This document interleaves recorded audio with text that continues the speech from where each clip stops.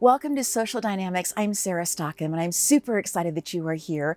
And I want to introduce you to my friend LT. And LT, I was super excited when I saw that it was going to work for us to be in person to have this conversation about you being in the soul journey and that whole process for you. So I just love for you to share a little bit about your background, how you came to find out about the soul journey, and then any piece about that you would like to share. Yeah, so I first started working with Christy about maybe 3 years ago.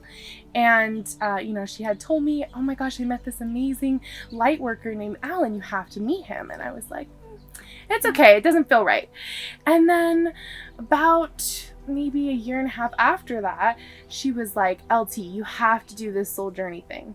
And I was like, okay, like it just feels right. And I didn't even know they were connected. And then I met him and I was like, I said no to this man, and so then I said yes to the soul journey and I did it, and it was one of just the most amazing things that ever happened to me. It was amazing.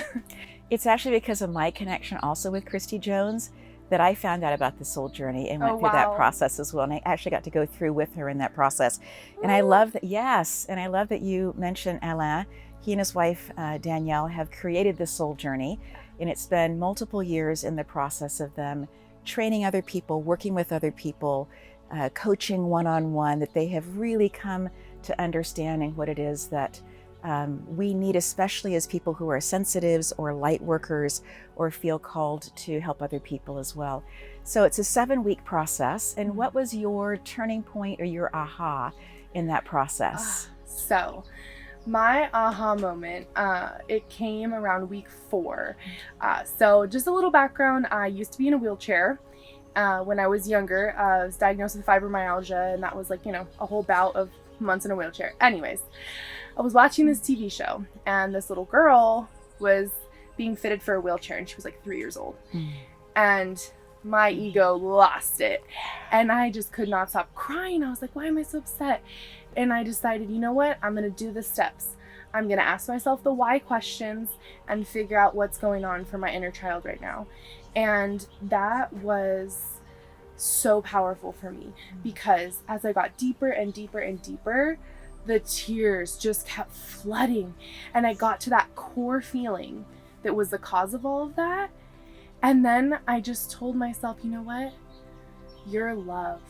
Like, that's not your truth. And then I cried even more, because it was this relief of, wow, like that doesn't have to be my truth. And that for me was the biggest moment of soul journey, where I was like, this is it. Like, this is gonna help me transform my whole life.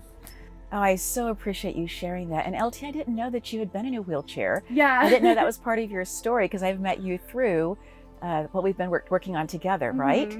Yeah. So in that process of you going through the different layers and asking yourself the questions and coming to that breakthrough, you talked about understanding that you were loved. Can you speak a little bit more specifically to what we affectionately call the blue soul, in terms of the I am inside of us, or the spirit, divine spirit inside of us?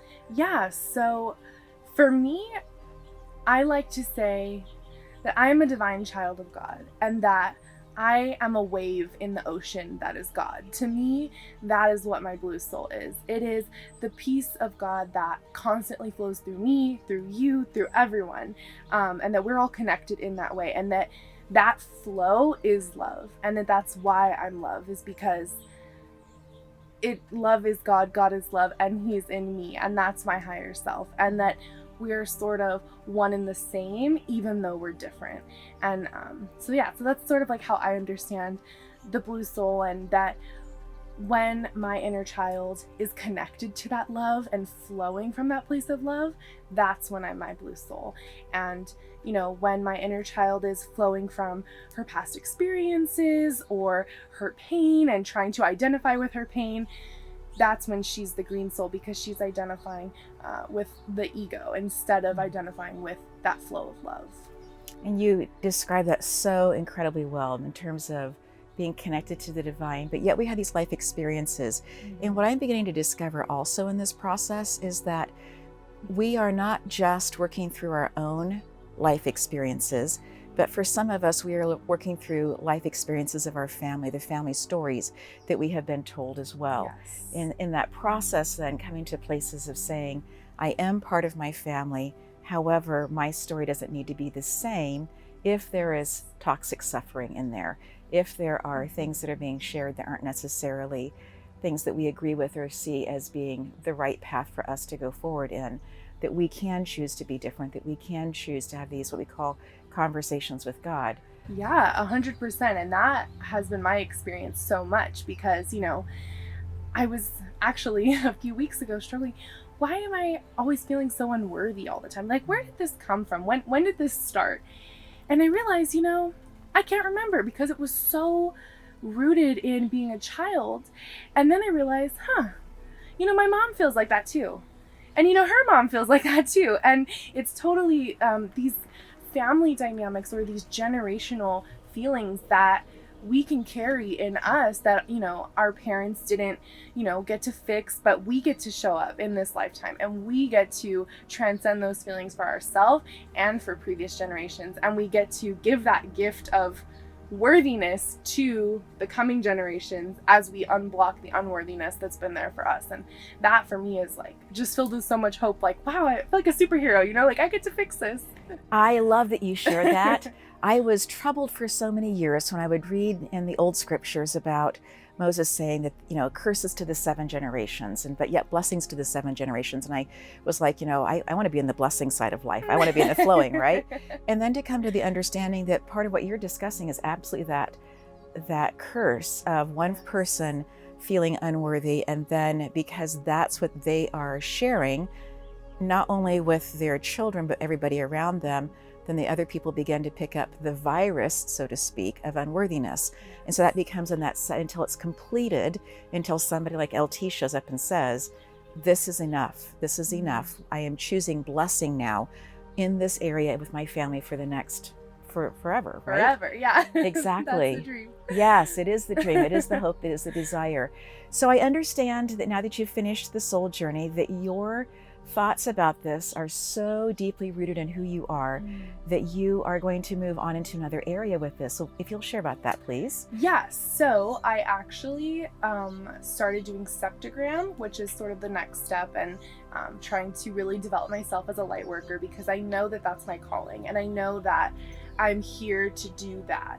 And so I've been working through the septogram program, and that has been, you know, I finished Soul Journey and I was telling Christy, my mentor, I don't think I can blow my mind anymore. Like, this is so amazing. Well, let me tell you, I did. Yes. And through the septogram program, that has been, you know, even bigger. And, you know, I've discovered that I would love to be a soul journey coach and get to give back this gift that I've gotten from the soul journey and give that to other people and help awaken that light in them that I found through doing it myself.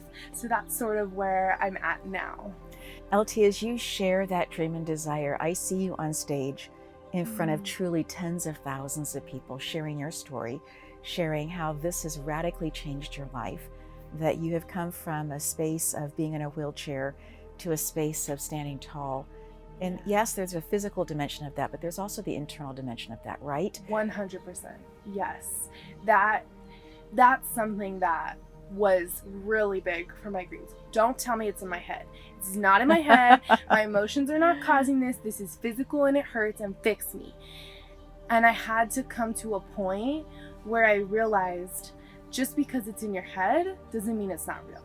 Yeah. And that our emotions and our physical body, it's not here and here. Our emotions and our physical body work so hand in hand. And when you are upset, when you have these deep feelings going on for you, it affects your physical body. And to be able to understand that and not place blame or judgment or, oh, well, you should be able to just fix it then, right?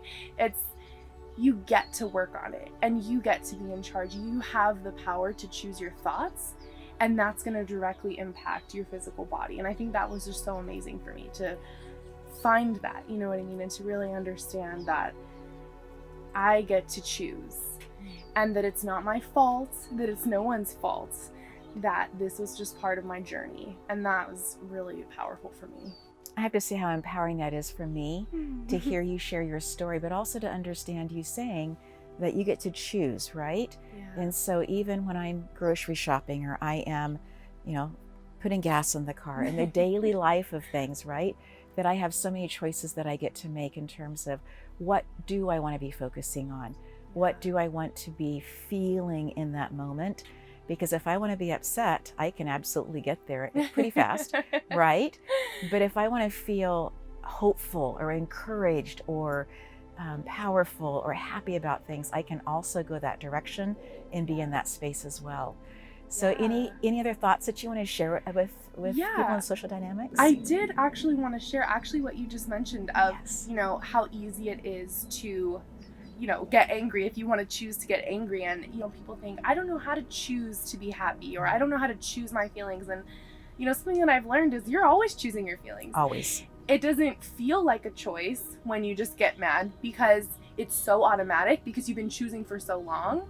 But that's still a choice that you're making. Like you already know how to do this. You've been doing it.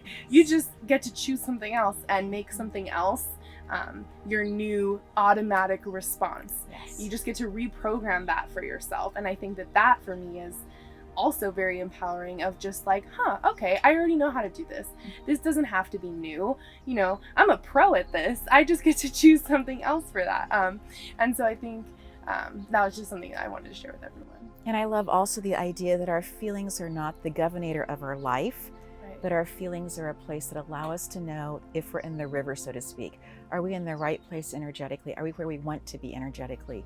And that we have choices to make with that. And part of the choices that they teach in the soul journey is the idea of conversations with God, being able day or night at any point at all to be able to go through these layers of questions, to be able to really get to the root of what's going on, and then to allow the opening to happen, for there to be healing and joy and purpose and completion in just such exquisite ways. LT, thank you so much for coming on to Soul Journey, to share about the Soul Journey today with Social Dynamics. I really appreciate it. Of course, it was such an honor to be here. Thank you. Absolutely.